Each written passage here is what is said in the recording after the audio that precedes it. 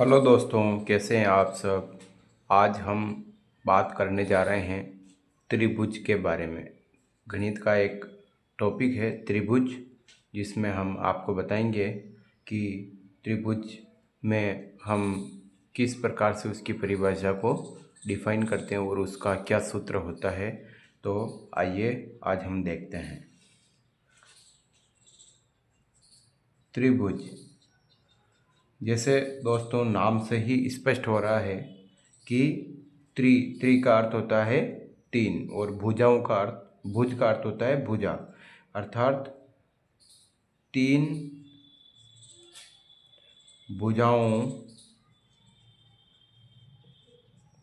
भुजाओं से घिरी बंद आकृति को त्रिभुज कहते हैं।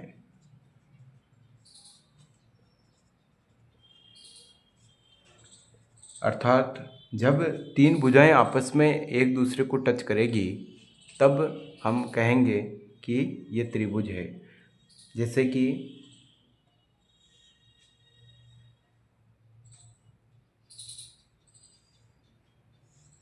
ये तीन भुजाएं हो गई,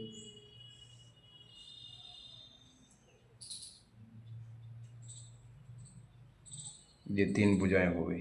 अब तो इसमें तीनों जो भुजाएं हैं वो आपस में एक दूसरे को टच कर रही है, इसलिए इसको हमने त्रिभुज का नाम दिया। अब जैसे मैं बोल दूं आपको एक, दो और ये तीन।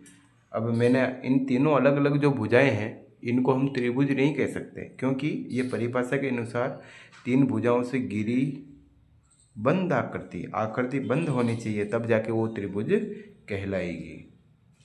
आइए हम आगे बढ़ते हैं।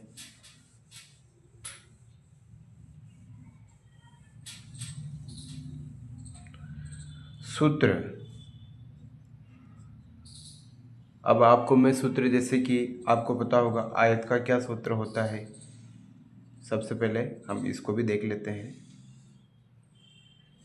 जैसे कि आयत में हम देखते हैं ए, बी, सी और डी। तो ये तो हो गई लंबाई और ये हो गई चौड़ाई। आयत का जो क्षेत्रफल होता है वो होता है लंबाई गुणा चौड़ाई। अब आप इसमें देखते हैं कि अगर त्रिभुज का क्षेत्रफल भी देखें तो इसके साथ में आप त्रिभुज का क्षेत्रफल देखिएगा कि 1/2 आधार इंटू ऊंचाई। इसमें आयत के क्षेत्रफल में और त्रिभुज के क्षेत्रफल में क्या अंतर है और क्या समानता है वो देखिए आप। आयत का क्षेत्रफल, जिसमें आप एक आयत है, इस आयत को आप अगर बीच में से अगर आप इसको आधा कर दें, अर्थात एक विकर्ण डाल देते हैं, तो आपको दिख रहा है ये दो त्रिभुज हो गए। तो त्रिभुज में जैसे आयत के अंदर ये लंबाई थी और ये चौड़ाई थी, लेकिन त्रिभुज में ये आधार बन गया है जिसको हमने लंबाई कहा है, और ये ऊंचाई बन गई है जिसको हमने चौड़ाई कहा था। तो ये पूरे का आधा बन गया है, जो आयत है उसका आधा बन गया, इसलिए हमने 1/2 लगाया, लंबाई को आधार बताया और चौड़ाई को ऊंचाई बताया। अगर हम इसका त्रिभुज का डबल करते हैं, दो त्रिभुज बना देते हैं, तो 1/2 प्लस 1/2 वापिस आधा और आधा एक बन जाएगा, और आधार इंटू ऊंचाई अर्थात लंबाई इंटू चौड़ाई वो वापिस आयत का क्षेत्रफल बन जाएगा। इस प्रकार से इसका आप दोनों का ध्यान रख सकते हैं कि दो आयत से एक त्रिभुज, दो त्रिभुजों से एक आयत का निर्माण होता है। तो इसका आपको ध्यान रखना है। अब त्रिभुज के प्रकार।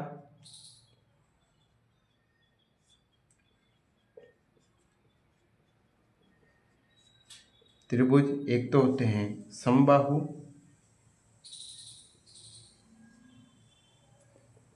जिसमें तीनों भुजाएं समान होती है। जैसे कि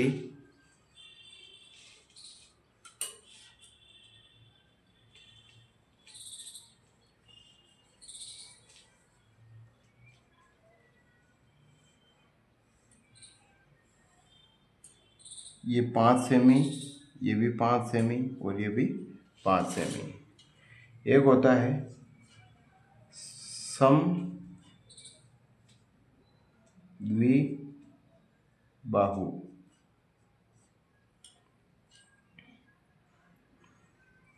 दो भुजा समान व एक भुजा असमान। इसमें होता है 5, 5 और 6। ये समद्विबाहु हो गया है। तीसरा हम देखते हैं विषमबाहु।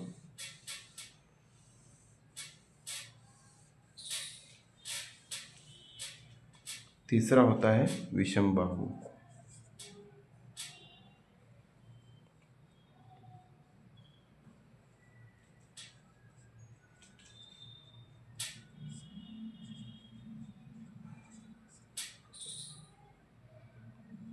तीनों भुजाएं असमान। जैसे कि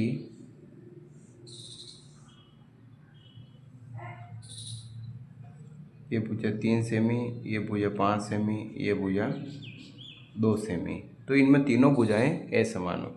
समबाहु जिसमें तीनों भुजाएं समान है। समद्विबाहु जिसमें 2 भुजा समान होती है, एक भुजा असमान होती है। तीसरी जो विषमबाहु जिसमें तीनों ही भुजाएं असमान होती है। तो ये आकार के आधार पर हमने त्रिभुजों के भाग बनाए। कोण के आधार पर भी अलग अलग भाग बनते हैं, वो भी हम आपको अगले वीडियो में बताएंगे। फिलहाल आज तक के लिए यहीं पर हम रोकते हैं। अगले वीडियो में जल्द हमारी मुलाकात होगी त्रिभुज के एक नए कंसेप्ट के बारे में।